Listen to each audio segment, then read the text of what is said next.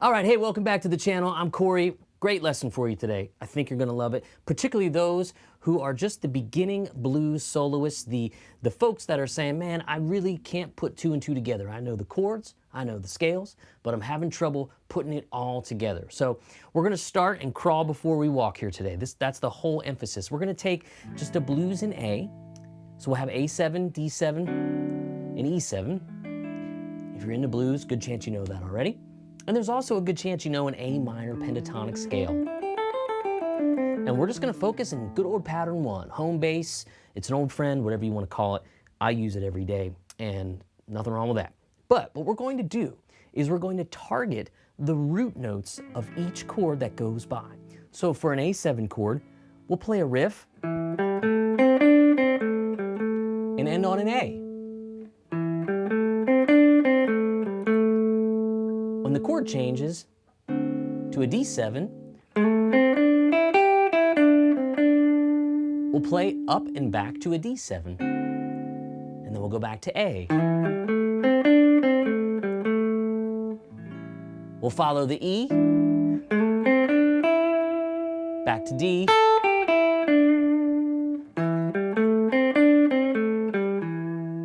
you can almost hear how I'm playing through the chord changes just with the roots.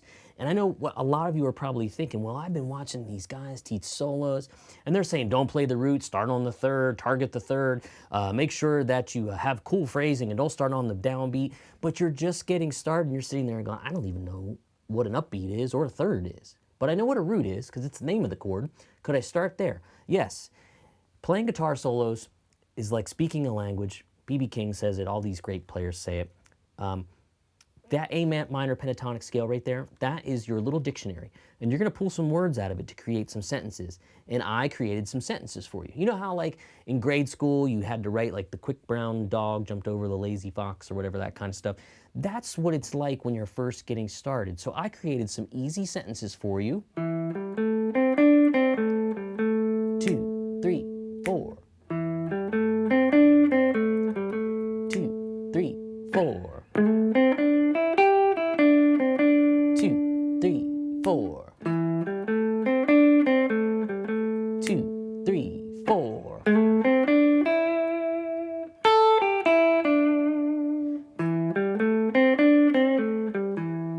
Blues solo, right there. Now, don't let anybody tell you any differently. And to make it sound really cool, we're gonna play it against the track. I'm gonna also work in some hammer-ons and pull-offs, and I'm even gonna venture out of the scale on another repeat of the 12 bar and just kind of show you where you're gonna start to take it with other patterns as you progress. But I think this is gonna be really cool and eye-opening for a lot of you folks just dipping your toe into the water of blues soloing. So let's hear me play over the track and then I'll teach it to you. Let's do it.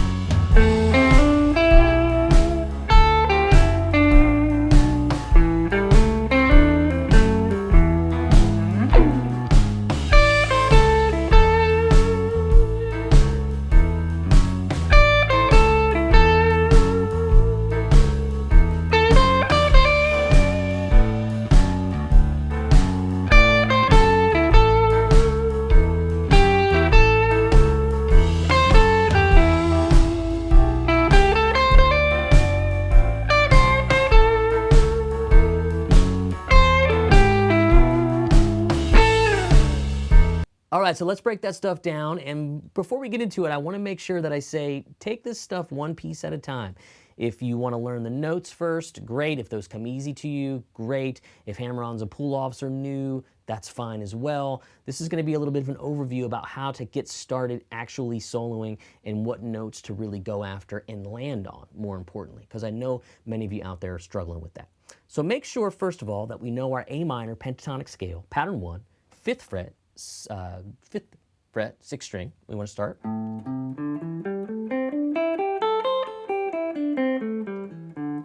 Numbers confuse me sometimes. I lose my place. But in any case, that's the scale pattern that we're going to be using. And all of the answers are going to be within it for the particular chords we're playing over.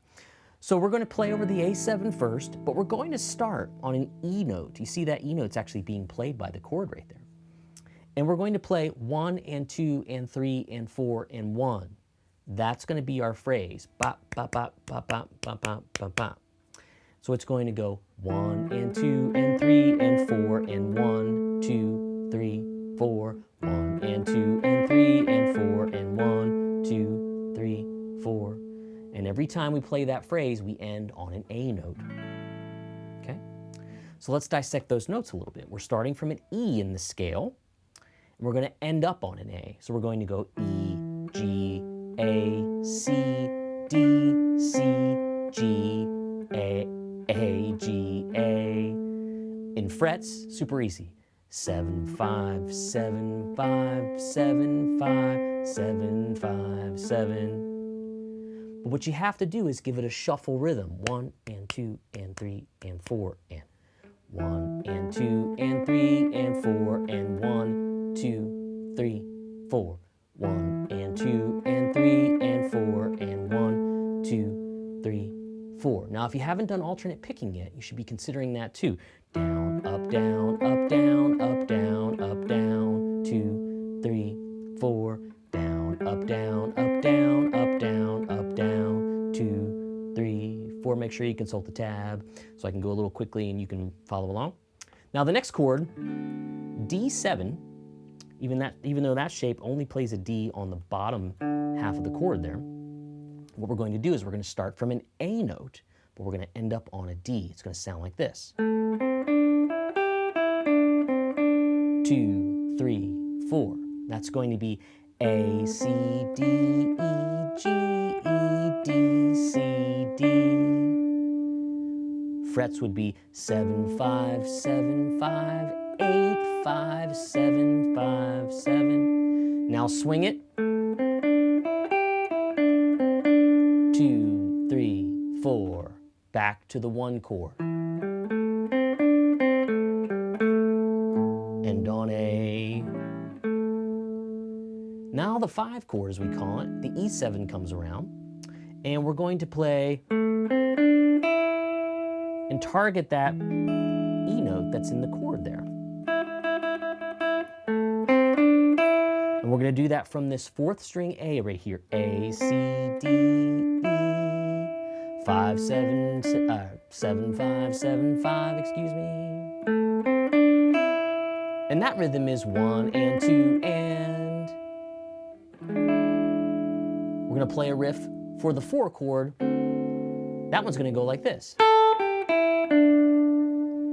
5, 8, 5, 7, A, G, E, D. Then back to the original one for the 1 chord. Okay? So, those are all the pieces that you're going to put over each individual chord, and you can do that in every pentatonic scale pattern that you have, patterns 1 through 5.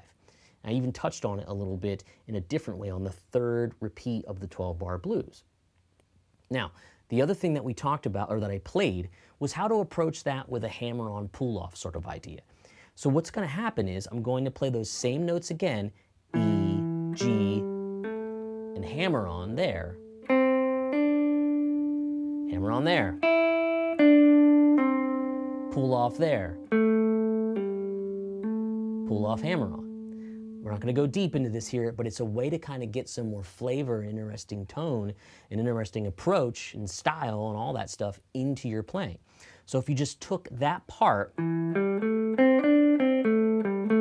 that was all pick. Here's hammer on, pull off. and the last one I played just for some confidence and emphasis. But you could go.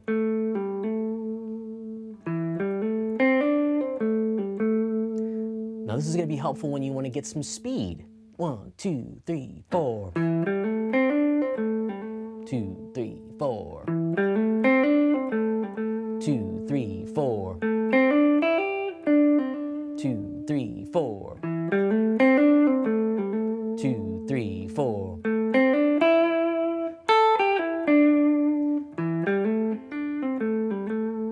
And you can hear that it has this smoother attack as opposed to, right? So there's lots to teach on with hammer-ons and pull-offs, but what you could do is you can try to get each note to sound the same, whether it's picked or hammer-on, or hammered on. Took that little idea right there.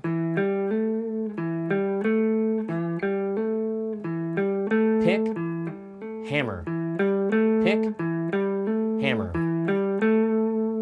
That way you can get really nice legato sounding stuff, as they would say. And then you can decide when to turn the pick on or the hammer on or the pull off and all that kind of stuff. Okay, that was just a way that I thought, this could be cool to like spice up a pretty straightforward sounding blues riff, right? Now on the third chorus, what I do is I mess around in pattern 2. So if you don't know these patterns, make sure you do. And a lot of magic happens in these patterns on the higher strings. And you want to find your root note there, the A, on the 2nd string, 10th fret. And you can do any number of ideas, but make sure you land on those notes when appropriate. 2, 3, 4. 2, 3, 4. Now the 4 chord comes back to the A, to the E. I walk it down to an E note. There's a D note.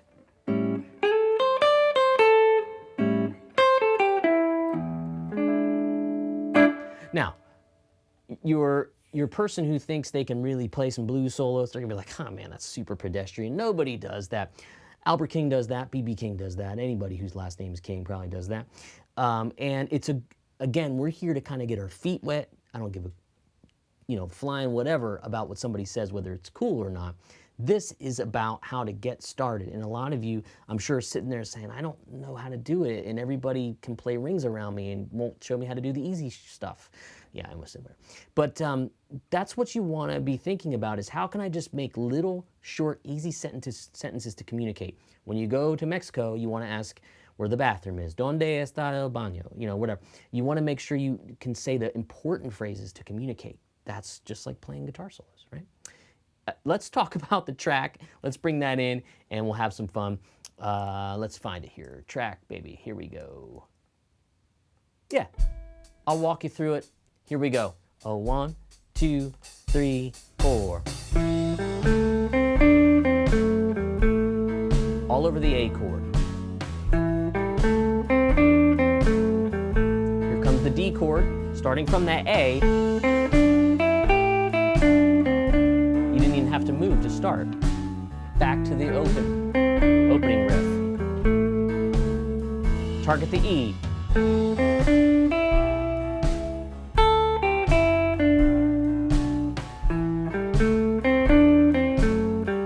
Walk it down to the E. Some hammer-ons and pull-offs. Slide up to that note. You hear guitar players do that all the time.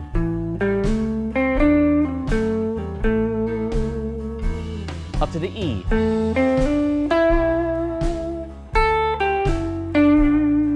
Original.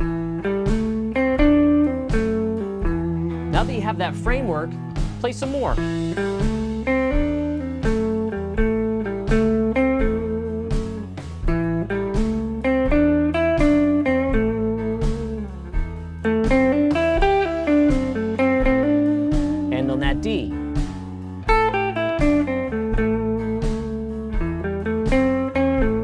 Target that root. Target that root E, D.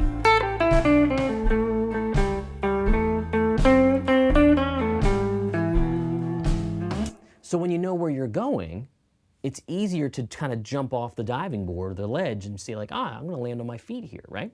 So that's gonna be something I think that a lot of you, I know I hear from you guys all the time, how you're just trying to get started and maybe having trouble playing over the different chords that come by.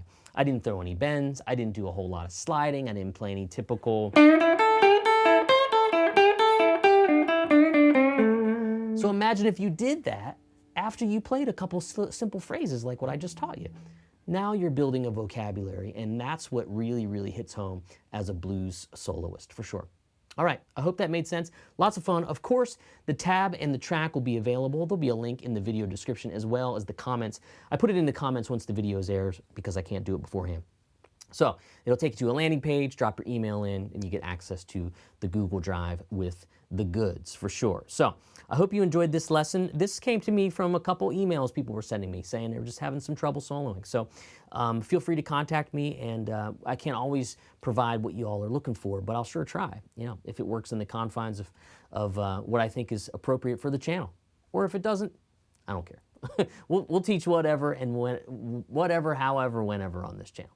All right, guys, I'm Corey. Thanks so much for hanging on the channel. If you haven't subscribed and you dig the content, please consider subscribing.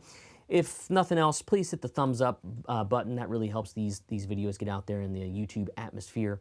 And feel free to download the tab and track, and that way we can communicate and stay in touch as well. All right, thanks so much. I'm Corey. I'll see you on another lesson. Thanks for hanging out. Best of luck.